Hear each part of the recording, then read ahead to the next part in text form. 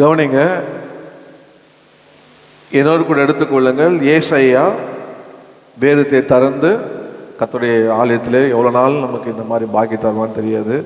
அதனால் வேதத்தை திறந்து நல்ல ஆண்டவர் கண் பார்வை கொடுக்கும் போதே கண்ணால் வசனத்தை பார்த்து 14ஆம் அதிகாரத்திற்கு பக்கம் 819 அதில் இங்கே 1லிருந்து 3 வரைக்கும் நம்ம எல்லாரும் சேர்ந்து வாசிக்க போகிறோம். ஏசாயா 14ஆம் அதிகாரம் 1ஆம் வசனம் 2, 3 வாசிக்காமல் எல்லாம் தந்த பக்கம் 819 வாசிப்போம். கர்த்தர் யாக்கோபுக்கு இறங்கி பின்னும் இஸ்ரவேலரை தெரிந்து கொண்டு அவர்களை அவர்கள் தேசத்திலே தாவரிக்க பண்ணுவார். அந்நியரும் அவர்களோடு சேர்க்கையாகி யாக்கோபின் வம்சத்தோடு கூடி கொள்வார்கள்.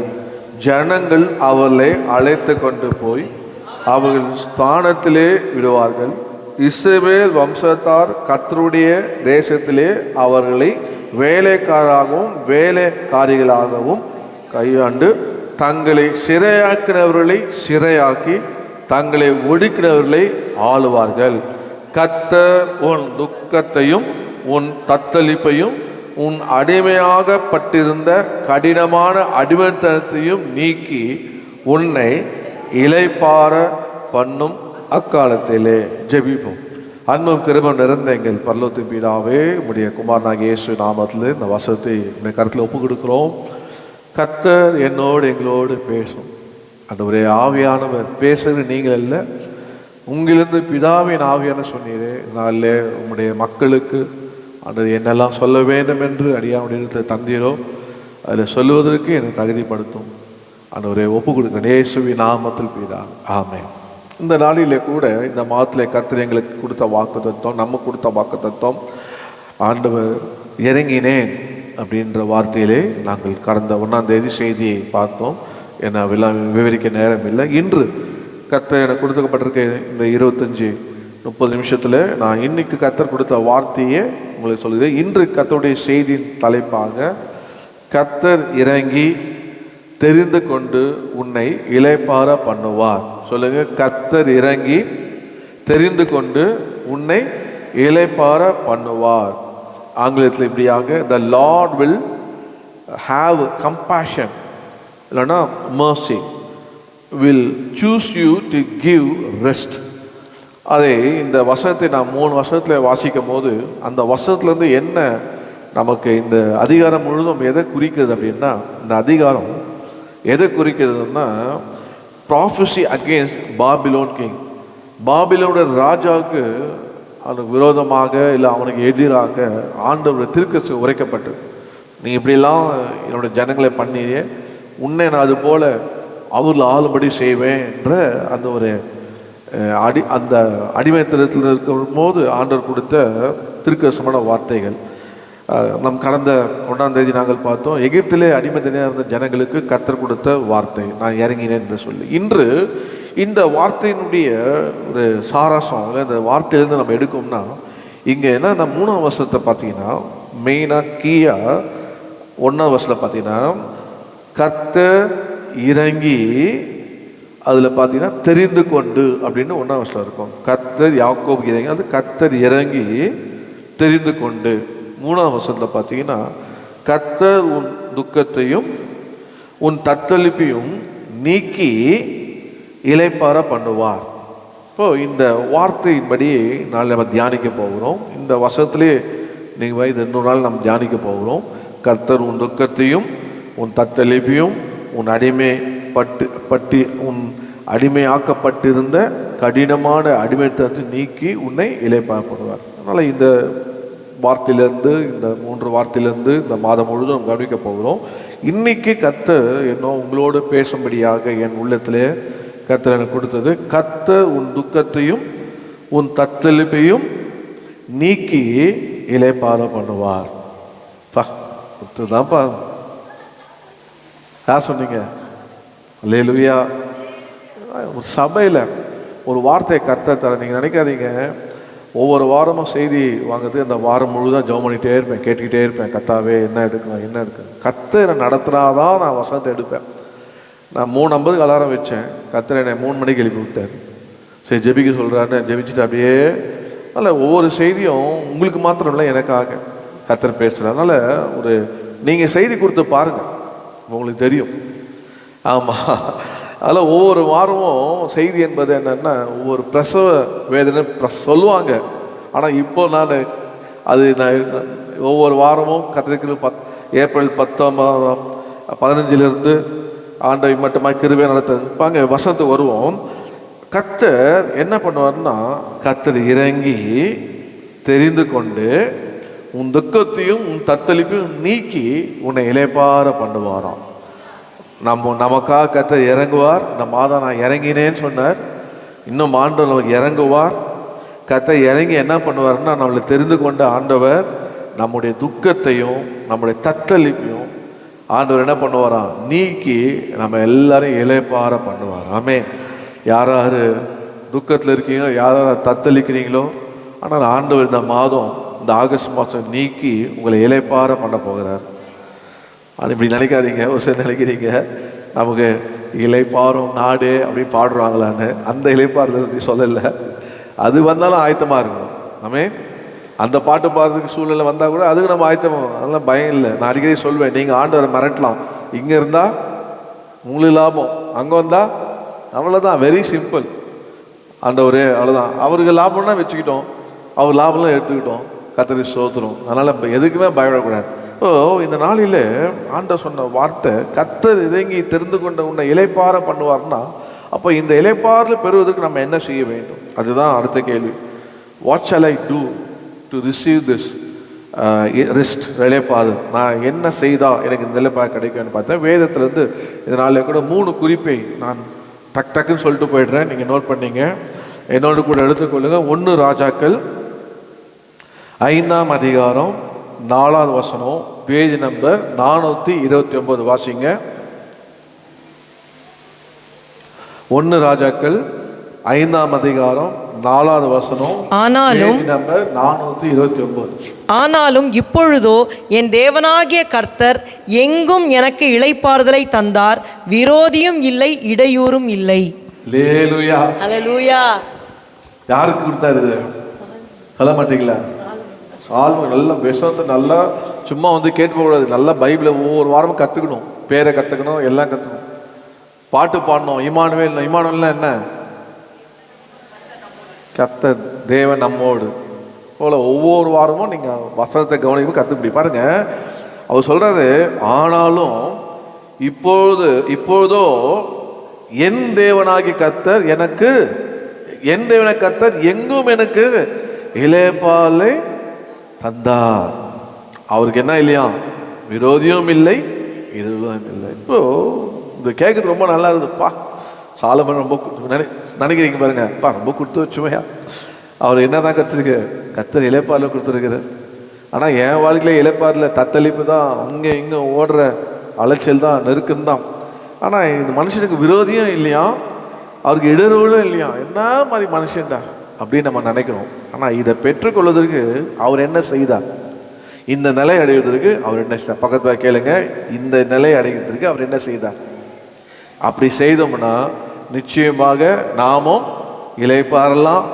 நமக்கும் விரோதி இருக்க மாட்டாங்க, நமக்கும் இல்லை இருக்க மாட்டாங்க. நமக்கு எப்பவுமே இளைப்பாறுதலோடு இருப்போம். ஆமே. நீங்க இருக்கீங்களா? நான் இளைப்பாறுதலோடு இருக்கிறேன். கர்த்தருக்கு ஸ்தோத்திரம். பாருங்க, அப்போ என்ன செய்தார்? அப்போ என்ன செய்தார்னா, என்னோடு கூட எடுத்துக்கொள்ளுங்க. அப்படியே இந்த பேஜ் அப்படி திருப்பினீங்கன்னா நீங்கள் பார்த்தீங்கன்னா 3ஆம் அதிகாரத்தில் நீங்கள் 3வது வசனத்தை வாசிங்க.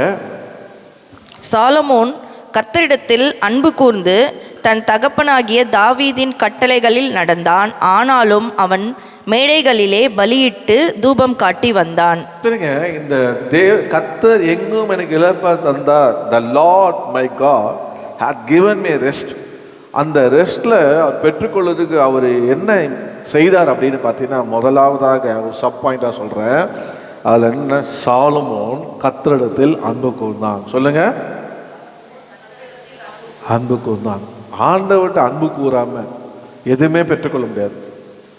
ரோமர் 8:28 எல்லாருமே சொல்வீங்களே, தேவன் அன்றியும் தேவனிடத்தில் அன்பு கூறுவலுக்கு அன்பு கூறணும். அன்பு கூறாம நம்ம எதுவுமே பெற்றுக்கணும். ஆண்டவர்கிட்ட அன்பு கூறணும். அப்போ சாலமன் என்ன பண்ணாருன்னா தேவனிடத்துல அன்பு கூர்ந்தார். அதே வசனத்துல நீங்க பார்த்தீங்கன்னா அன்பு கூர்ந்து மாத்திரம் இல்லை, சாலமன் என்ன பண்ணார் அப்படின்னு பார்த்தீங்கன்னா அவர் நீங்க அதே அவருடைய கட்டளைகளை அங்க பாருங்க. சாலமன் என்ன பண்ணான்? Walk in the first Solomon love the Lord, ரெண்டாவது Solomon walk in the statutes of the David is father. அது நீங்க இந்த வசனத்தை பார்த்தீங்கன்னா தன் தகப்பனாகிய தாவீதின் கட்டளைகளில் நடந்தான். தன் தகப்பனாகி தாவீதின் கட்டளை. தாவீது என்ன கட்டளை கொடுத்தாரு? அப்படி இன்னொரு பேர் திருப்பினீங்கன்னா 2ஆம் அதிகாரத்தில் நீங்கள் பார்த்தீங்கன்னா நீங்கள் வீட்டில் போயிட்டு முன்னிலேருந்து நீங்கள் வாசிங்க. ஆனால் இப்போ நம்ம நேரம் இல்லை. அதில் அவர் என்ன சொல்கிற 2ஆம் வருஷத்தில் நான் பூலோகத்தார் யாவரும் போகிற வழியே போகிறேன், நீ திறன் கொண்டு புருஷனாயிரு.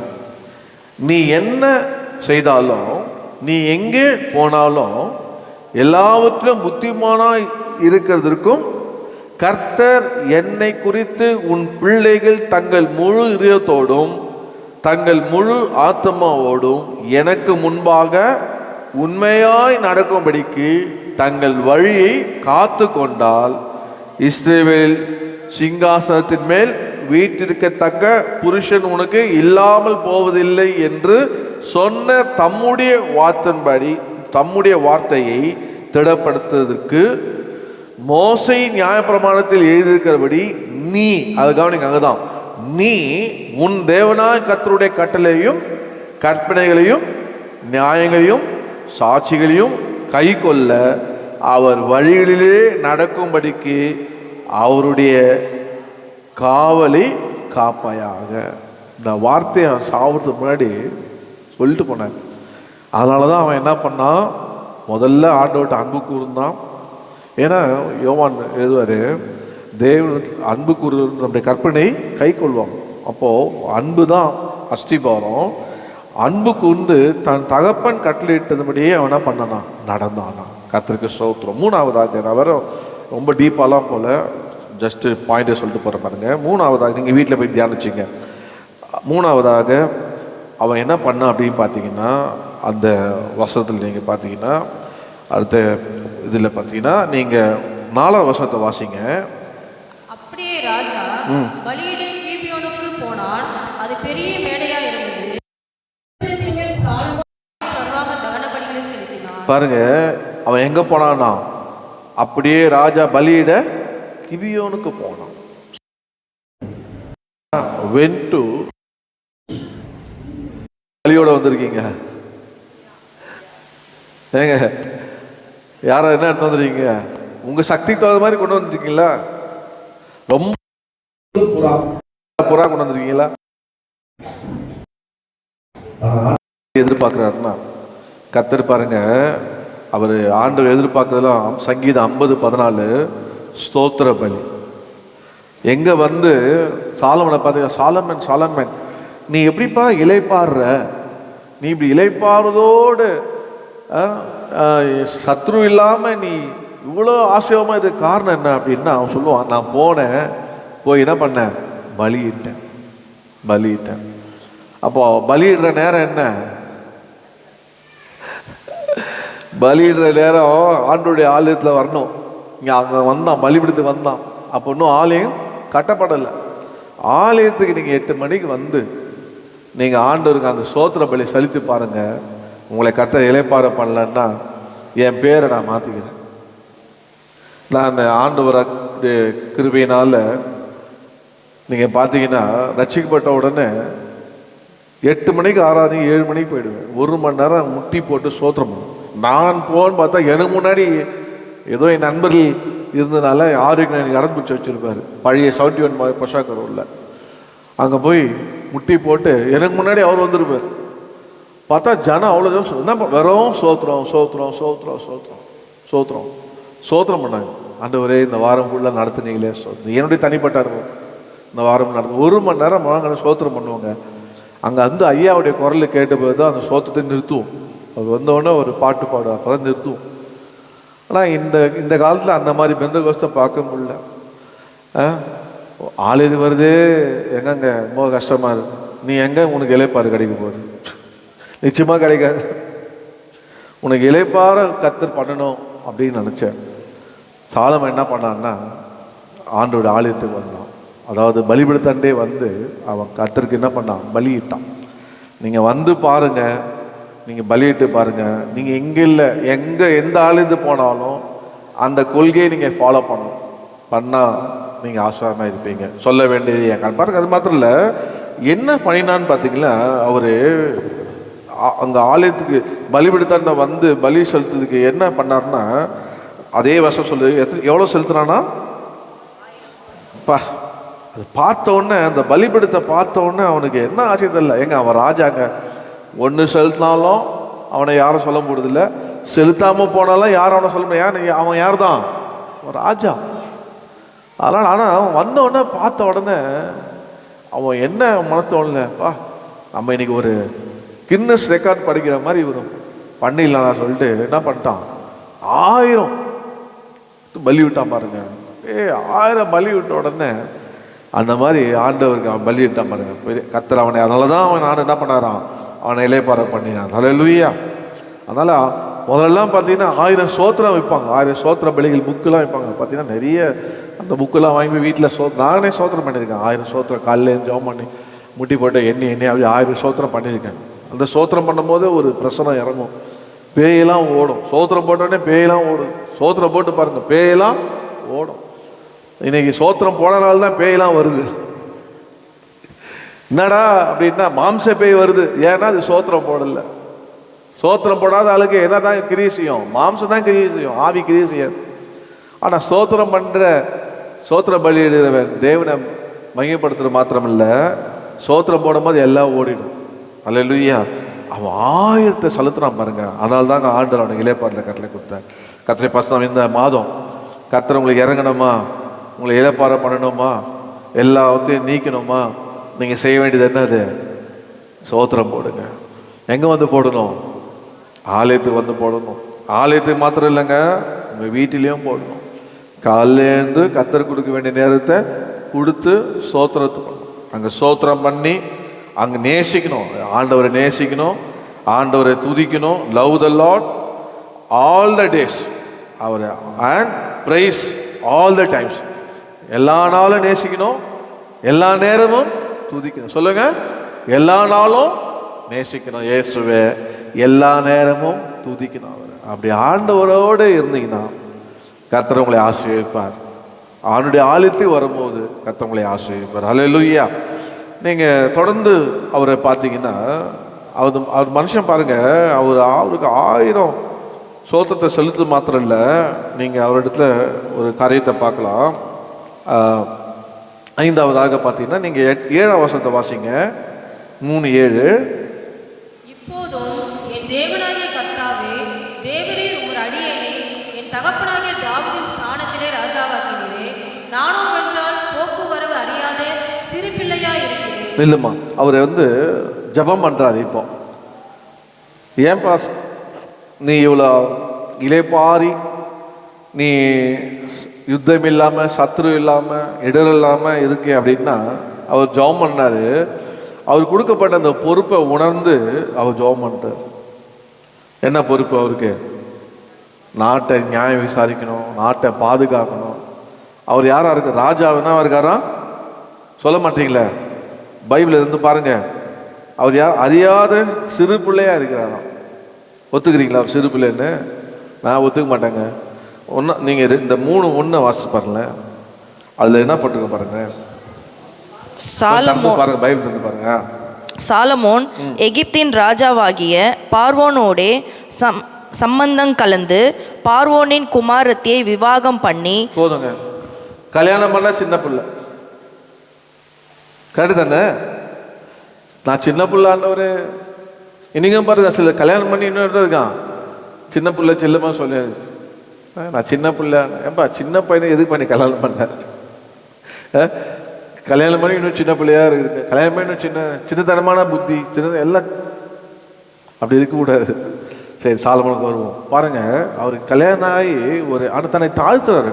அப்படி நான் எதுவுமே தெரியாத அணுவும் இல்லாத அவங்க தாவீது அவங்க அப்பாவாது அவர் ஜனங்களில் போக்குவரத்துமாக இருந்தான், காரிய சமத்தனாக இருந்தான், கர்த்தர் அவனோடு இருந்தார், ஆவியானவன் அபிஷேகம் பண்ணார், ஆவியானவன் மேலே இருந்தார். இப்படிலாம் அவனுக்கு அநேக அனுபவங்கள். 40 வருஷம் அவருக்கு அரசாண்ட அனுபவம், பெரிய அனுபவம் இவருக்கு எதுவும் இல்லை. அதில் அவர் தன்னை சொல்கிறார், நான் ஒரு சின்ன பிள்ளை ஆண்டவர் அப்படின்னு அவர் ஜெபிக்கிறார் பாருங்க.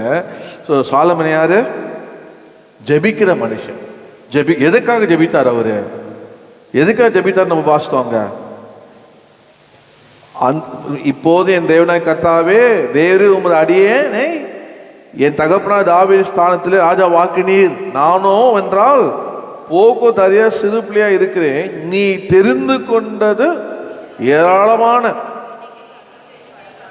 லக்கத்திற்கு உட்படாததுமான திரளான ஜனங்களாகிய உமது ஜனத்தின் நடுவில் அடியேன் இருக்கிறேன்.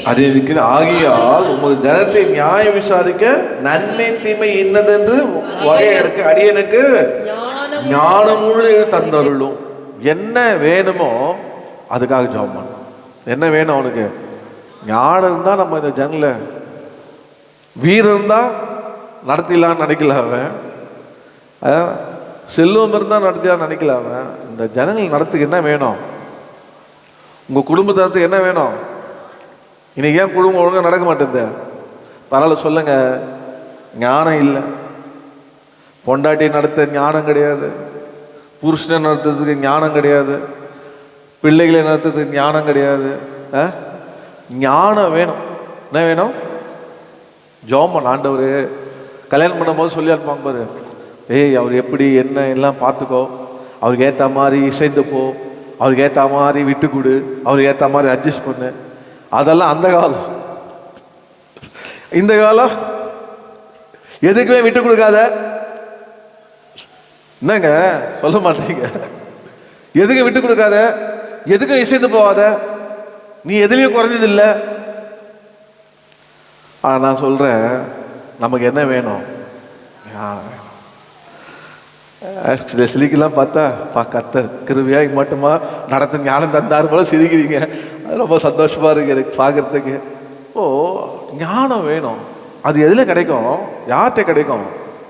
ஒரு ஞானத்துல குறைவா இருந்தா சம்பூர்ணமாக்குற யாக்கோபு 1ஆம் அதிகாரத்துல கேட்க கடவுள் ஜெபிக்கணும்.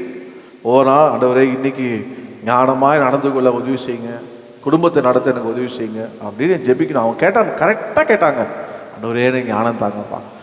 படிக்க ஞானம் வேணும்னு கேட்கணும், வேலை செய்யறதுக்கு ஞானம் வேணுங்க, எல்லாத்துக்கும் ஞானம் வேணும்.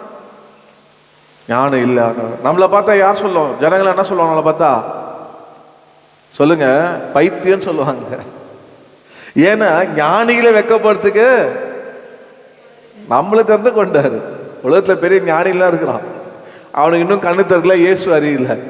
ஆனால் ஆண்டவர் நம்மளை தெரிந்து கொண்டார். நமக்கு என்ன வேணும்? ஞானம் வேணும். ஒவ்வொரு நாளும் ஜெபிக்கணும். ஆண்டவரே எனக்கு, சாலமன் ஜெபித்தான், ஆண்டவரே எனக்கு ஞானத்தை தாங்கப்பா அப்படின்னு ஜெபித்தான். அதுவும் என்னன்னா ஆண்டவர் பாருங்க 11 வருஷத்தை பாருங்க, அவர் சொல்ற பிறகு அழகா சொல்லப்பட்டிருப்போம். ஆகையினால் தேவன் அவனை நோக்கி, நீ உனக்கு நீடித்த நாட்களை கேளாமலும் ஐஸ்வர்யத்தை கேளாமலும் உன் சத்துருக்களின் பிராணனை கேளாமலும் நீ இந்த காரியத்தையே கேட்டு நியாயம் விசாரிக்கிறதற்கு ஏற்ற ஞானத்தை உனக்கு வேண்டிக் கொண்டபடியினால். ஏற்ற ஞானம் சொல்லுங்க, ஏற்ற ஞானம். அவன் முன்னாடி வசனத்தை பார்த்தீங்கன்னா அவர் ஆண்டவர் சொல்றது, அவன் ஜெபித்தான். சாலமோன் இந்த காரியத்தை கேட்டது ஆண்டவருக்கு பார்வைக்கு உகந்த விண்ணப்பமா. ஆண்டவரே அப்படியே சொல்ல பாருங்க, பா புல் அறியுதுப்பா அப்படின்னா பாருங்க போல ஆண்டவரே அப்படியே பா நான் உகந்ததான் கேட்டான். அவன் ஜனங்களை நடத்துறதுக்கு உகந்தையா கேட்டான்னு அப்படியே ஆண்டவரையே அவன் கவர் பண்ணான். அதனால்தான் அவன் எப்படி இருந்தான்? இளைப்பாறு இருந்தாங்க, சத்ரு இல்லாமல் இருந்தான். ஆண்டவர் அவனுக்கு இடம் இல்லாமல் ஆண்டவர் கொடுத்தார். ஆண்டவனை அவன் ஆசீர்வதித்தார். அது மாத்திரம் இல்லை, நீங்கள் தொடர்ந்து நீங்கள் பார்த்தீங்கன்னா ஆண்டவர் சொல்கிறாரு, நீங்கள் 12ஆம் வசனத்தில் நீ கேட்ட பாருங்க, உன் வார்த்தைப்படியே செய்த ஞானமும் உனக்கு தந்தேன். இதுக்கு அதுக்கு மாத்திரம் இல்லை, அதுவும் இல்லாமல் 13 இதுவும் இன்றி நீ கேளாத இன்னைக்கு எல்லாம் என்ன தான் கேட்குறாங்க? ஐஸ்வர்யத்தாக ஐஸ்வர்யத்தாக. பிலிப்பியர் 4:19 வீட்டில் பார்த்தீங்கன்னா அப்படியே போடு போட்டிருக்கோம், என் தேவன் எல்லா குறைவையும் தம்முடைய ஐஸ்வர்யத்தால் நிறைவாக்குவார் சொல்லி ஜெபம் பண்ணும்போது, ஆண்டவரே ஐஸ்வர்யத்தார ஐஸ்வர்யம் உமாலே வரவேப்பா, ஐஸ்வர்யத்தாங்க அது சொல்லி, அப்பா ஐஸ்வர்யத்தை சம்பாதித்து என்ன வேணும்? யானை வேணும். அதுக்கு என்ன பண்ணோம்? ஜபம் பண்ணோம். எவ்வளோ நாள் இந்த வேலை செய்யறது, இதோட அடுத்த லெவலுக்கு போது நான் என்ன பண்ணணும்? ஆண்டவரே என்னை எப்படி விரிவாக்க போகிறீங்க? ஆண்டவரே நான் படித்து நான் எந்த சம்பாதிக்கக்கூடிய படிப்பு எனக்கு தாங்க, அந்த இன்ட்ரெஸ்ட்டை காட்டுங்க. நான் எஃபர்ட் போடணும். நான் உழைக்கிற உழைப்பை இன்னும் எப்படி அதிகப்படுத்தலாம்? எவ்வளோ நாள் என்னால் உழைக்க பலன் இருக்கோ தெரியலையே. எல்லாமே இப்போவே நான் ஞானமாக நடந்து பிற்காலத்தில் இளைப்பாறுவதற்கு என்னை நடத்துங்க. ஜெபம் பண்ணும்போது கர்த்தர் ஜபத்தை கேட்பாங்க. ஜபத்தை கேட்பாங்க. நான்லாம் எதுவுமே சேர்த்தே வைக்கல. எங்கள் அப்பா சொல்லி கொடுத்தான், டேய் உங்களுக்கெல்லாம் எதுவுமே நான் சேர்த்து வைக்கலடா, உங்களுக்கெல்லாம் எந்த சொத்து எதுவும் கிடையாது, ஆனால் நல்ல ஆரோக்கியத்தை நான் என்னுடைய வருமானம்லாம் நல்ல சாப்பாடு போட்டு உங்களை ஆரோக்கியமாக வளர்த்துருக்குறேன். கடல்கிட்ட உங்களை கொண்டு விட்டுட்டேன், நீங்களாச்சு கடலை வச்சு அவர் தான் உங்களை ஆசைப்பார். சரி, என்ன அதே போல் தான் நான் என்னமே எனக்கு சேர்த்து வைக்கிறது கர்த்தரே அவரே நடத்திட்டே போகிறேன். ஆசீர்வதித்தார். எல்லா படிப்படியாக உயர்வதற்கு ஜெபிச்சு ஜெபிச்சு ஜெபிச்சு ஜெபிச்சு தான் ஜெயம் பெற்று ஆசீர்வாதமாக இருக்கு. ஜெபிக்காம அதே நீங்கள் ஜெபிச்சாதான் கர்த்தர் உங்களை ஆசீர்வார். நீங்களும் இயேசுவும் சபைக்கு எது வரீங்கன்னா கர்த்தர் உங்களுக்கு வாரம் உள்ள நடத்துறீங்களா, உங்களை திருப்பியும் உங்களோடு இருந்ததை இங்கே வார்த்தை மூலியமாக, பாடல் மூலியமாக, வசனம் மூலியமாக உறுதிப்படுத்துவார். அப்போ நீங்கள் என்னதுன்னா கர்த்தர் என் கூட இருக்கிறார், இந்த வாரம் நான் சொன்னதெல்லாம் ஜெபிச்சதெல்லாம் கேட்டதெல்லாம் கர்த்தரோட பேசினார் அப்படின்னு நீங்கள் சொல்கிறீங்க பாருங்க, அதுதான் கர்த்தர் உங்களோடு இருக்கிறன்ற நம்பிக்கை. நல்ல ஜெபிக்கணும். பிள்ளைகள் தலைமையில கை வச்சு ஜெபம் பண்ணுங்க. தலைமையில கை வச்சு ஜெபம் பண்ணுங்க. உன்னை கர்த்தர் ஆசீர்வதிப்பார், நீ ஆசீர்வாதமாக இருக்கணும் அப்படின்னு ஜெபம் பண்ணுங்க. இன்னைக்கு ஜபமே கிடையாதுங்க. பசங்களுக்கும் இல்லை, குடும்பத்தில் ஜபமே கிடையாது. அப்போல்லாம் போனீங்கன்னா போகும்போதே ஜப சத்தம் கேட்கும். பா அல்லேலூயா ஸ்தோத்திரம், கர்த்தருடைய பிள்ளைங்க இருக்காங்கப்பா அப்படின்னு சொல்லுவோம். நாங்கள் ஊழியத்துக்கு போகும்போதெல்லாம் அந்த பாட்டு சத்தம் ஜபத்தை நைட்டு 7 மணிக்கு மேலே ஜப சத்தம் கேட்கும். இப்போல்லாம் எந்த சத்தங்க, டிவி சத்தம் தான் கேட்குது. வீட்டில் எந்த ஜபம் அர்த்தமே இல்லை. ஜெபித்து ஜெபம் பண்ண, ஆண்டவரே ஜெபம் பண்ண ஆண்டவர் அவனே ஆசீர்வத்து. அது மாத்திரம் இல்லைங்க, 14ஆம் வசனத்தை பார்த்தீங்களா, ஆண்டவர் சொன்னாரு, நீடித்த உன் நாட்கள் எப்படிக்குமா நீடிக்க பண்ணுவேன். நீ கேட்ட நீ பண்ண ஜபம் நான் உனக்கு நீடித்துக்க பண்ணுவேன்பா, லாங் லைஃப் உனக்கு தருவான் சொல்லி ஆண்டவர் அவனை ஆசீர்வதித்தார். அது மாத்திரமல்ல, அவன் என்ன பண்ணான், எல்லாத்தையும் வாங்கிட்டு 15 வருஷம் பார்த்தீங்கன்னா, அவன் சாலமோனுக்கு நித்திரை தெரிந்த போது அவன் உடனே அப்படியே விட்டுறல, அவன் எருசலேமுக்கு வந்து கர்த்தருடைய உடன்படிக்கை பெட்டிக்கு முன்பாக நின்று சர்வாங்க தகன பலிகளை இட்டு சமாதான பலிகளை செலுத்தி தன் ஊழியக்காரர் எல்லாருக்கும் விருந்து செய்தான். சபைக்கு வந்தான். வந்து அவன் என்ன பண்ணான், ஆண்டவருக்கு பலி இட்டு எல்லாருக்கும் ஒரு ட்ரீட். தன்னுடைய ஊழியக்காரர்களுக்கு, ஜனங்களுக்கு கொடுக்க முடியாது, ஆனால் ஊழியக்காரர்களுக்கு எல்லாருக்கும் ட்ரீட் கொடுத்தான்.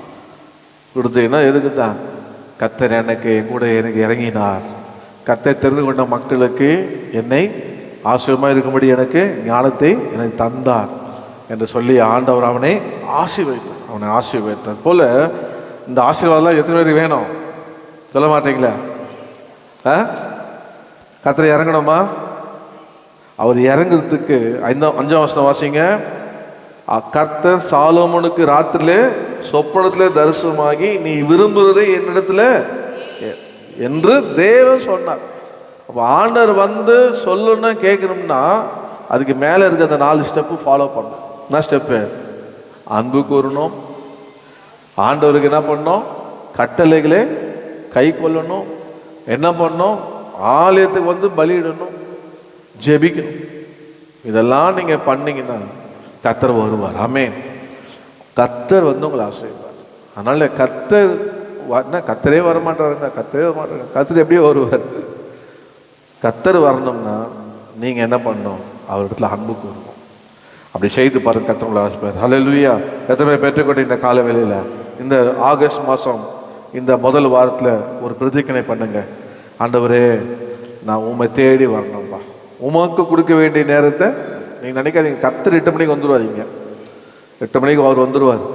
அதனால தான் நாங்கள் ஆரம்ப ஜபத்தில் பண்ணும்போது தேவ பிரச்சனம் அப்படியே வந்து நிரப்போம். வந்தவங்களை கேட்டு பாருங்கள், ஆரம்பத்தில் வந்து இருக்கிறவங்கள கேட்டு பாருங்கள், முன்னாடி வந்தவங்க கேட்டு பாருங்கள். கர்த்தர் வந்துடுவார். கர்த்தர் வந்தால் தாங்க ஆசீர்வாதம். கர்த்தர் வந்தால் உங்களை ஆசீர்வதிக்கணும்.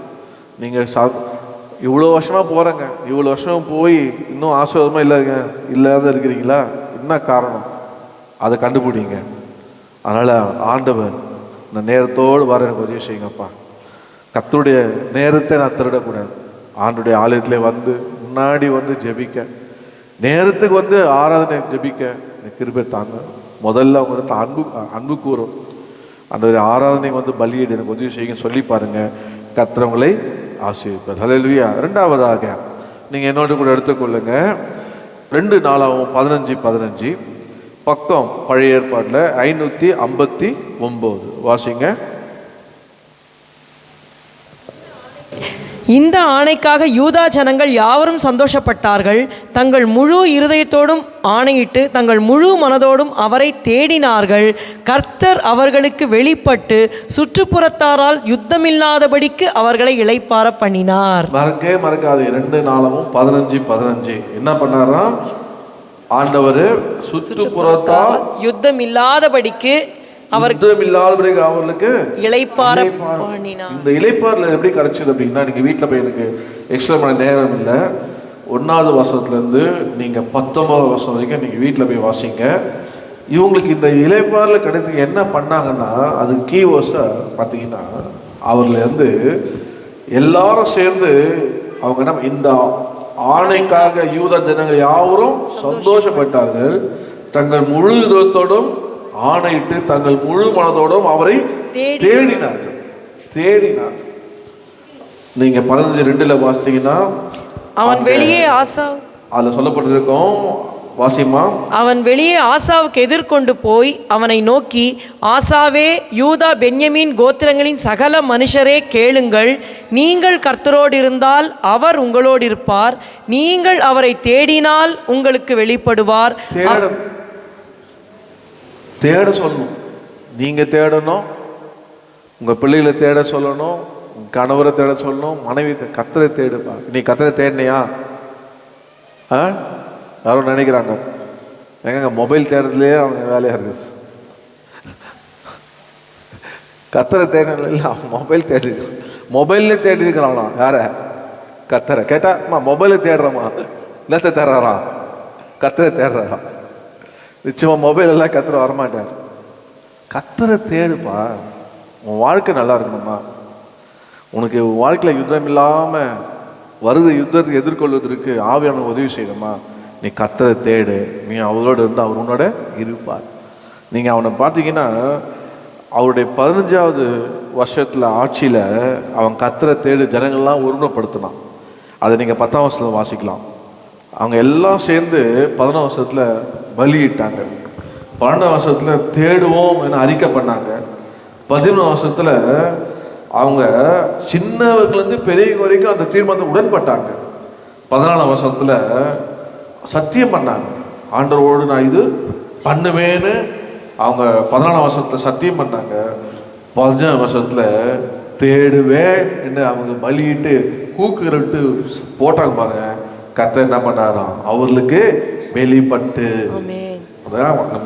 கர்த்தர் அவர்களுக்கு வெளிப்பட்டு, கர்த்தர் அவர்களுக்கு இறங்கினார். இறங்கி என்ன பண்ணாருன்னா, எல்லாம் சுற்றுப்புறத்தார் எல்லாம் யுத்தம் இல்லாமல் அவர்களை எதற்கு இளைப்பாற பண்ணாங்கன்னு பார்த்தீங்கன்னா, நீங்கள் 19 வருஷத்தில் பார்த்தீங்கன்னா 20 வருஷம் அவனுக்கு 35 வருஷம் யுத்தம் இல்லாமல். அப்போது தீர்மானம் எடுத்து 20 வருஷம் யுத்தம் இல்லைங்க, 20 வருஷம் யுத்தம் இல்லாமல் அவங்களை இளைப்பாற பண்ணியிருக்காங்க. அவ்வளோ பெரிய சாலமோனுடைய காலத்தில் எப்படி அங்கே இளைப்பாறுனானோ, அவன் ஆண்டோடைய ஆலயத்தெல்லாம் கட்டுறதுக்கு இருந்தானோ, இவனுக்கு செய்த அந்த தேடவோட வருவம் பண்ண கர்த்தர் அவனை ஆசீர்வதிச்சார். ஹல்லேலூயா. நீங்கள் 17ஆம் வருஷம் பார்த்தா அவன் வந்து உத்தமமாக இருக்கும். அவன் எடுத்த தீர்மானம் தான் அந்த ராஜா அந்த காலகட்டத்தில் உத்தமமாக இருந்தான். 18ல் ஆலயத்தில் கொண்டு வந்து எல்லாத்தையும் செய்தான். ஆலயத்தில் உள்ளது என்னென்னா ஆலயத்துக்கு வைக்கணுமோ ஆலயத்தை கொண்டு வந்தான். அதான் 19 வருஷத்துல ஆண்டவர் அவனை இதெல்லாம் ஆசீர்வதித்தார். ரெண்டாவது ஆமென். முதல்ல என்ன பண்ணோம்? நீங்க இளைப்பாறு பண்ணதற்கு சாலமோனை போல காணப்படணும். ரெண்டாவது என்ன பண்ணோம்? ஆசாவை போல, ஆசாவோட ஜனங்களை போல கர்த்தரை தேடணும். மூணாவதாக காரியம் சொல்ல முடிக்க பாருங்க, நேரம் 2-3 நிமிஷம் இருக்கு. என்னோட கூட எடுத்துக்கொள்ளுங்க. மார்க் 5ஆம் அதிகாரம் 19ஆம் வசனம் வாசிங்க. மார்க் 5:19. இயேசு அவனுக்கு உத்தரவு கொடாமல், பக்கம் 54 புதிய வாசிமா. இயேசு அவனுக்கு உத்தரவு கொடாமல், நீ உன் இனத்தாரிடத்தில் உன் வீட்டிற்கு போய் கர்த்தர் உனக்கு இறங்கி உனக்கு செய்தவை எல்லாம் அவர்களுக்கு அறிவி என்று சொன்னார். பாருங்க, கர்த்தர் உனக்கு இறங்கி உனக்கு செய்த எல்லாவற்றையும் அவனுக்கு அறியணும். இந்த நீங்கள் வீட்டில் போயிட்டு 1லேருந்து நீங்கள் தொடர்ந்து 20 வரைக்கும் நீங்கள் வாசித்தீங்கன்னா, அவர் கர்த்தர் the Lord had compassion on you. கர்த்தர் அவனுக்கு இறங்கி அவனுக்கு இறங்குனதுக்கு காரணம் என்ன அப்படின்னு நீங்கள் பார்த்தீங்கன்னா, 2ஆம் வசனத்தில் பார்த்தீங்கன்னா, அது எங்கே வந்தான்னா, இயேசு எதிரே இயேசுவண்ட வந்தான். யாரு? பேய் பிடிச்சவங்களாம் இயேசுவண்ட வராங்க. இன்னைக்கு எத்தனை பேர் ஆலயத்தில் வாங்க கூப்பிட்டு வராமல் வந்திருக்கீங்க? மாம்சவே பிடிச்சி சுத்தம் வரவே வராது. ஆனால் ஆண்டவர் சொல்கிற மத்திய 11:28 வருத்தப்பட்ட பாரசுமனை எல்லாரும் இடத்துல வாங்க, நான் உங்களுக்கு இந்த பேய் இவனுக்குள்ளே இருந்தது. அந்த மனுஷனுக்கு இளைப்பாரே இல்லை, இரவும் பகலும் கூக்குருளுவான், தன்னை காயப்படுத்த அவ்வளோ ஒரு கொடுமையாக வாழ்ந்த. ஆனால் அவனுக்குள்ள இருக்கிற பேய் பாருங்க, இயேசு வந்த உடனே வந்துச்சு. 6ஆம் வசனத்தை பார்த்தீங்கன்னா அந்த சொல்லும், அவன் தூரத்துல கண்டு ஓடி வந்து அவரை பேயெல்லாம் பணிது. ஆனா மனுஷன் பாருங்க பணிதுக்காக கலும்பு கலும்பு கலும்பு கலும்பு கலும்பு அவனை போட்டு கலப்புறங்காட்டியும் இவங்களுடைய ஆராதனையே போயிடும். உள்ள இது கிளம்ப மாட்டேங்குது. அது கீ குத்து எவ்வளோ நாள் கீ குத்திட்டே இருக்குது. பா யாரும் சொல்லவே வேணாம், இன்னைக்கு ஞாயிற்றுக்கிழமை நான் எங்கே போவேன்? கர்த்தரை பணி, பேயெல்லாம் பணிய போகுது, நான் போனேன் என்ன? அப்படி எடுத்துக்கணும். பேயெல்லாம் இயேசுகிட்ட பணியுது. ஆண்டவர் என்னை உண்டாக்குனாரு, நான் போகிறேன் பணியத்துக்கு, இயேசுகிட்ட நான் போகிறேன் அப்படின்னு நீங்கள் போனால் உங்களுக்கு என்ன ஆண்டவர் பண்ணுவார்? உங்களுக்கு இறங்குவார். ஆமென். உங்களுக்கு இறங்கி கர்த்தர் ஆசீர்வதிப்பார். ஆமென். அவனுக்கு கர்த்தர் இறங்கினார். ஹல்லேலூயா. அதனால் யார் இறங்கினா இல்லைங்க, கர்த்தர் இறங்கினா போதுங்க. கர்த்தர் இறங்கினா போதும், வேறு எதுவுமே வேணாம். அது கர்த்தர் இறங்குறதுக்கு யார் கையில் இருக்கு? பாஸ்டர் கையில் இருக்கா? யாருங்க அப்படி நினைக்கிறது? என்கிட்ட இல்லைங்க, எனக்கு. ஆமாம், அவர் இறங்கினால்தான் இன்ன வரைக்கும் நல்லா வச்சு ஆசீர்வாதமாக வச்சுருக்கிறாருன்னு. எனக்கு தெரியாது எப்படி கர்த்தரை இறக்கணும்னு. எனக்கு சொல்லிக் கொடுக்காதீங்க, நான் கற்றுக்கிட்டு உங்களுக்கு சொல்லிக் கொடுக்குறேன். உங்களுக்கு கர்த்தர் இறங்கணும். உங்களுக்கு கர்த்தர் இறங்கி உங்களை என்ன பண்ணணும்? இளைப்பாற பண்ணணும். உங்களை ஆண்டவரை உங்களை ஐஸ்வர்யத்தை தந்து, மகிமையை தந்து, கனத்தை தந்து உங்களை உயர்த்தி வச்சிருக்கணும். இது காரணம் என்ன? நீங்கள் சொல்லலாம், சும்மா சாதாரணமாக கிடைக்கலப்பா, முழங்கால் முட்டி போட்டேன்னு சொல்லணும். ஆமாம், முழங்காலில் ஜெபிச்சேன், கர்த்தரை தேடினேன், அவர்கிட்ட அன்பு கூர்ந்தேன், அவர் ஆலயத்துக்கு தவறாமல் போனேன். ஒன்றும் ஆலயத்தில் இருப்பேன், இல்லைன்னா ஊழியத்தில் இருப்பேன். அதனால் அதுதான் செய்யணும். ஞாயிற்றுக்கிழமையா வேலையில அப்படி நீங்கள் என்னங்க பாஸ்டர் தாமஸ் ராஜ் இங்கே நம்ம டெடிகேட் பண்ண என்ன சொன்னார்? நீ நான் செய்கிற வேலையை உனக்கு கற்றுக் கொடுக்குறேன், அன்றைக்கி நான் வரமாட்டேன், நீ செய்துனா உனக்கு 15 ரூபா கிடைக்கும், மற்ற நாளில் வந்தீங்கன்னா உனக்கு 3 ரூபா கிடைக்கும். கரெக்டாக 3000 ரூபா கிடைக்கும். ஆனால் ஞாயிற்றுக்கு வந்தீங்கன்னா 16 ரூபா கிடைக்கும் உனக்கு. நீ வா, இந்த வாரம் ஃபுல்லாக நீ என்ன சாப்பிட்லாம்? கறி சாப்பிட்லாம். ஆனால் இந்த மனுஷன் வருவாரா? எனக்கு வாடான்னு ஆண்டவர் ஆலயத்துக்கு போவேன்னு அவர் சொல்லி கொடு. கோவம், நீ வீட்டுக்கு வந்தால் உன் வீட்டில் சாப்பாடு இல்லை, நீ கொடுக்குற 3 ரூபாயில் கஞ்சி, உனக்கு இவ்வளோ திமுறா, என் வேலையை கற்றுக் கொடுக்குறேன்னு சொல்லி உனக்கு சொல்கிறேன், சம்பாதிக்க வழி கொடுக்குறேன் சொன்னேன், செய்ய மாட்டேன்ற. சண்டே வந்தால் என்ன உன் ஆண்டவர் உனக்கு போஷிக்கிறாரு. என் ஆண்டவர் போஷித்தாலும் போஷிக்கலாலும் என் கர்த்தரை நான் தேடுவேன். அவன் எனக்கு வேலை செய்யறது ஜீவனை தந்து என்னை ஒரு மனுஷனாக மாற்றி எல்லா பாவத்தில் விடுதலை ஆக்கி சமாதானம் தந்து என்னை நேசிக்க எனக்குன்னு ஒரு இயேசு இருக்கிறாரு. அந்த இயேசுவை நான் தேடாமல் நான் எப்படி இருப்பேன்னு தேடினார் பாருங்க. அதனால தான் இன்னைக்கு இந்தியாவிலே எவனை கட்ட முடியாத ஆலயத்தை அவர் கட்டி அஸ்திபாரம் போட்டு அதை டெடிகேட் பண்ணிட்டு பரலோகத்துக்கு போயிட்டார். இன்றைக்கும் மறித்து பேசி கொண்டிருக்கிறார். காரணம் தெரியுமா? ஆண்டவர் மேலே அன்பு கூர்ந்தார், ஆண்டோடைய ஆலயத்துக்கு வந்தார், கர்த்தருக்கு முதல் இடத்தை கொடுத்து தேடினார், அவரோடு இருந்தார், அவர் ஜெபித்தார், கர்த்தரோட ஆசீர்வதித்தார். இன்னைக்கு அதே போல நம்முடைய வாழ்க்கையை ஒப்பு கொடுக்கோமானால் நிச்சயமாக கர்த்தர் ஆசீர்வாதம். என்ன ஜெபம் பண்ணி முடிச்சிருவோமா? ஹல்லேலூயா. எந்த தேவனால் நிச்சயம் நான் ஆசீர்வாதம் பெற்று. நீங்கள் ஆசீர்வாதத்தை பெற்றுக்கொள்வதுக்கு என்னெல்லாம் வழி இருக்குமோ நானும் போட்டு தேடி கண்டுபிடிச்சிக்கணும் ப்ரொஜெக்ட் பண்ணுறேன். ஆனால் இதெல்லாம் என் வாழ்க்கையில் கடைப்பிடிச்சி தான் உங்களுக்கு சொல்கிறேன். நீங்கள் செய்து பாருங்கள், நீங்கள் ஒரு தீர்மானம் பண்ணுங்கள். யார் வராங்க யார் பார்க்காதீங்க, நேரம் ஆளுக்கு வந்து உட்காந்து சோத்திரம் பண்ணி ஜெபம் பண்ணுங்க. காலையில் கத்தரை தேடுங்க, கத்தரோடே இருங்க, அவர்களை அன்பு கூறுங்க. கத்தரிக்கை கேட்க வந்து உங்களை இறங்கி உங்களோட பேசுவார், வெளிப்படுத்துவார். இயேசு உங்களுக்காக நிற்பார், உங்களை நடத்துவார், போஷிப்பார், கைவிடவே மாட்டாருங்க. கர்த்தர் உங்களை நடத்துவார், அதில் வெக்கப்படுத்த விடவே மாட்டார். ஆண்டவர் நீங்கள் கேட்கறத உகந்ததான் கேளுங்க. ஆமென். என் வீட்டில் ஒரு யானை கொடுங்கப்பா அப்படி கேட்காதீங்க, அப்புறம் ஆமை தான் கொடுப்பாரு. ஆமாம், அது மாதிரிலாம் கேட்காதீங்க. ஆமாம், இந்த இதை வச்சா பணக்காரா இல்லை, அதை வச்சா இதெல்லாம் கிடையாது. ஏசு இருந்தால் எப்படியா இல்லை. ஆமென். அவருடைய ஆசீர்வாதங்க ஐஸ்வர்ய வேற கூட்ட மாட்டாங்க. அவர் தான், அவரை பார்க்க மாட்டாங்க. அவரை பார்க்காம மனுஷன் பார்க்க, ஞானத்தை பார்க்க வாழ்க்கையில் உட்படவே முடியாது, முன்னேறவே முடியாது. அதனால் முன்னேறதுக்கு ஆசீர்வாதமாக இருக்குது, இளைப்பாறை இருக்கிறதுக்கு வழியை கர்த்தர் உங்களுக்கு சொல்லி கொடுத்துற கர்த்தர் நடத்துவார். ஹல்லேலூயா. ஓ நன்றி ஆண்டவரே. எந்த தேவனால் நிச்சயம் நான் ஆசீர்வாதம் பெற்றுக் கொள்ளுவேன்.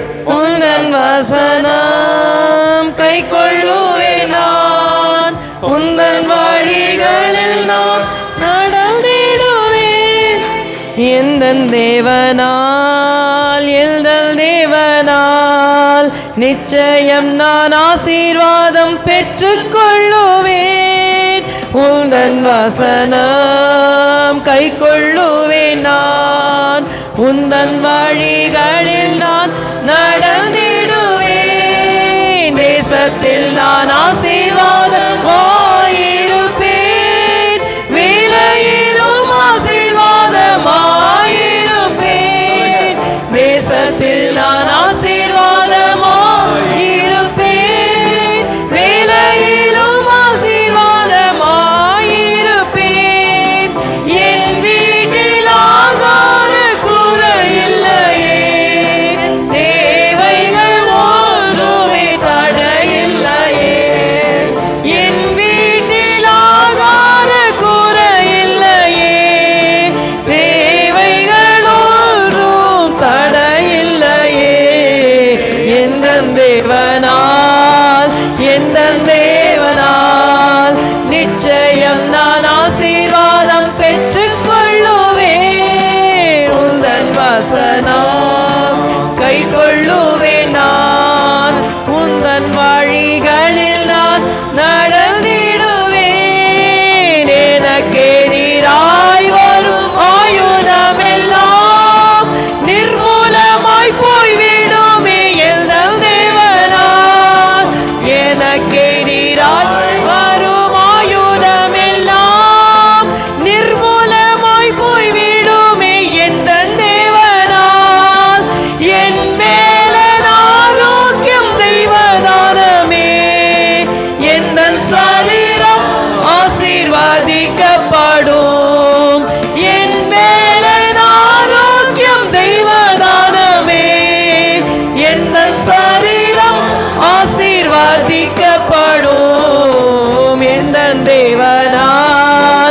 எந்தன் தேவனால் நிச்சயம் நான் ஆசீர்வாதம் பெற்றுக் கொள்ளுவேன். உந்தன் வசனம் கை கொள்ளுவேன் நான், உந்தன் வழிகளில் நான் நடந்திடுவேன். வாழ்க்கை துணையும் என் பிள்ளைகளும் எந்தன் சம்பத்தும் ஆசீர்வதிக்கப்படும். வாழ்க்கை துணை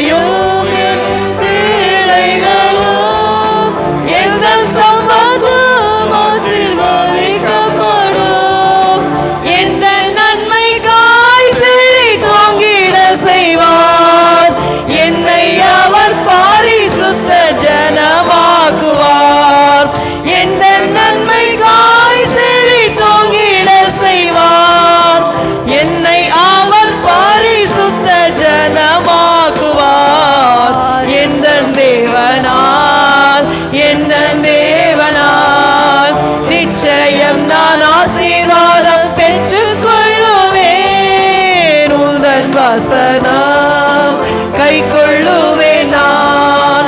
உந்தன் வழிகளில் நான் நடந்திடுவேன். இனி என்றும் கடன் வாங்க விட மாட்டான். கொடுக்கவே செழித்தோங்க செய்திடுவான். இனி என்றும் கடன் வாங்க விட மாட்டான். கொடுக்கவே செழித்தோங்க செய்திடுவான். உயர்வடைவேன் என் வாழ்க்கையிலே. உன்னதங்களில் என்னை உயர்த்திடுவார். உயர்வடைவேன் என் வாழ்க்கையிலே. உன்னதங்களில் என்னை உயர்த்திடுவார். எந்த தேவனால் எந்த தேவனால் நிச்சயம் நான் ஆசீர்வாதம் பெற்றுக் கொள்ளுவேன். உந்தன் வசனம் கை கொள்ளுவேன் நான். உந்தன் வழிகளில் நான் நடந்திடுவேன். எந்த தேவனால் எந்த தேவனால் நிச்சயம் நான் ஆசீர்வாதம் பெற்றுக் கொள்ளுவேன். உந்தன் வசனம் கை கொள்ளுவேன் நான். உந்தன் வழிகளில் நான் நடந்திடுவேன். எந்த தேவனால் எந்த தேவனால் நிச்சயம் நான் ஆசீர்வாதம் பெற்றுக் கொள்ளுவேன். உந்தன் வசனம் கை கொள்ளுவேன் நான். உந்தன் வழிகளில் நான் நடந்திடுவேன். எந்த தேவனால் எந்த தேவனால் நிச்சயம் நான் ஆசீர்வாதம் பெற்றுக் கொள்ளுவேன். உந்தன் வசனம் கை கொள்ளுவேன் நான். உந்தன் வழிகளில் நான் நடந்திடுவேன். எல்லா கையில தட்டி பெற்றுக்கொள்ளுங்க, பெற்றுக்கொள்ளுங்க, பெற்றுக்கொள்ளுங்க. தேவனுடைய ஆவி, தேவனுடைய ஆவியானவர், அன்பின் ஆவியானவர் உங்களை இதயத்திலே ஊற்றுகிறார், ஊற்றுகிறார். ஞானத்தின் ஆவி இறங்கி வரட்டும். அன்பின் ஆவி இறங்கி வருகிறது, இறங்கி வருகிறது. ஜெப ஆவி இறங்கி வருகிறது. துதிக்க துதி ஆவி இறங்கி வருகிறது. பணிகிற ஆவி, ஆராதிக்கிற ஆவி இறங்கி வருகிறது. ஓரா ஷபாலா கரவா ரிபாலா ஷிபாலா கரா. பெற்றுக்கொள்ளுங்க, பெற்றுக்கொள்ளுங்க. ஆண்டவரே, ஆண்டவரே இளைப்பாற பண்ணுங்க. ஆண்டவரே என்னை இளைப்பாற பண்ணி எனக்கு இறங்கி, எனக்கு இறங்கி, எனக்கு இறங்கி, எனக்கு இறங்கி, எனக்கு இறங்குவப்பா. இந்த ஆகஸ்ட் மாசம் கத்த இறங்கினார், கத்த இறங்கினார், கத்த எனக்கு இறங்கினார். இறங்கும் ஆண்டவரே, ஆசீர்வதிங்கப்பா. ஓ, நான் எடுக்கிற தீர்மானத்துக்கு உதவி செய்யுங்க, கிருபை தாங்க. என் ஜெபம் உகந்ததா இருக்கட்டும், என் ஜெபம் அங்கீகரிக்கட்டும், என் வாழ்க்கை பிரியமா இருக்கட்டும். ஆண்டவரே நீர் என்னை அங்கீகரித்தால் போதும்ப்பா. உகந்த காணிக்க என்னை ஒப்பு கொடுக்கிறப்பா என்று சொல்லுங்க. கர்த்தரை ஆசீர்வதிப்பா. அன்பு கிருபை நிறைந்த எங்கள் பரலோகத்தின் உடைய குமாரன் இயேசு நாமத்தில் நாங்கள் கூடின நேரம் முதல் இம்மட்டமாக கர்த்தர் கிருபையா எங்களோட பாடல்கள் வழியாக பேசினேன். நாங்கள் எடுத்த துதி சோத்திரத்தை அங்கீகரித்து கர்த்தருக்கு கொடுத்த காணிக்க தசமானத்தை ஆசீர்வதித்து அந்த ஒரு சாட்சிகள் மூலியமாக நீ மகிமைப்படுத்தேன். நாங்கள் ஏறெடுத்த ஒவ்வொரு ஜெபத்துக்கும் ஆம் என்றும் ஆம் என்றும் பதில் தந்தீரப்பா. இப்போது எங்களோடு பேசுறீரப்பா. சாலமனுடைய வாழ்க்கையிலே அவன் பெற்ற அந்த இளைப்பாறுதல் தேவனை இளைப்பாற பண்ணியிருக்கிறான். என்னை சத்ருவும் இல்லை இடரும் இல்லை சொல்லுகிற ஆண்டவரே கர்த்தாவே, நீ இறங்கி தெரிந்து கொண்ட ஆண்டவரே மக்களுக்கு காணப்படுகிற எல்லா உபத்திரத்திலையும் நெருக்கத்தையும் ஆண்டவரே நீக்கி இளைப்பாற பண்ணுகிறவரே, எங்களை அது போல இந்த மாதத்தை நாங்கள் இளைப்பாற பண்ணும்படி செய்யுங்க. நாள் எங்களோட பேசுனீங்கப்பா ஆண்டவரே. அந்த வார்த்தைப்படியே எங்களை எப்போ உங்களை தேடணும் ஆண்டவரே, உங்களை தேடணும்ப்பா. நாங்கள் ஆண்டவரே அப்படியாக உங்களை பணியணும் ஆண்டவரே. அல்ல எங்களோட பேசுற வார்த்தைக்கு ஒப்பு கொடுக்கிறோம். வந்த ஒவ்வொருவரும் இதை பார்த்து கொண்டு இருக்கும் அந்த உணர்வை தந்து கர்த்தர் அவரை ஆசீர்வதிப்பீராக. இன்று அவர் செய்கிற இந்த தீர்மானத்தில் உறுதியாக இருந்து கடைபிடித்து தேவனுடைய ஆசீர்வாதத்தை பெற்றுக்கொள்ள கிருபை செய்வீராக. வந்த ஒவ்வொருவரையும் ஆசீர்வதிங்க. எல்லா துதிகரம் உமக்கே செலுத்துறோம். இயேசுவின் நாமத்தில் ஜெபிக்கிறோம் பிதாவே, ஆமென். என் ஆத்துமாவே கர்த்தரை ஸ்தோத்திரி, என் முழுமே பரிசுத்த நாமத்தை ஸ்தோத்திரி. என் ஆத்துமாவே கர்த்தரை ஸ்தோத்திரி, கர்த்தர் செய்த சகலமாய். ஆமென். நம்முடைய கர்த்தராகிய இயேசு கிறிஸ்துவின் கிருபை, பிதாவாகிய தேவனுடைய அன்பும், பரிசுத்த ஆவியானவருடைய அந்யோன்ய ஐக்கியமும் நம்மள அனைவரோடும் சகல பரிசுத்தங்களோடு கர்த்தரை வருகி இருப்பதாக. ஆமென், ஆமென். கர்த்தர் உங்களை ஆசீர்வாதத்தை இளைப்பாற பண்ணுவார். Sunday class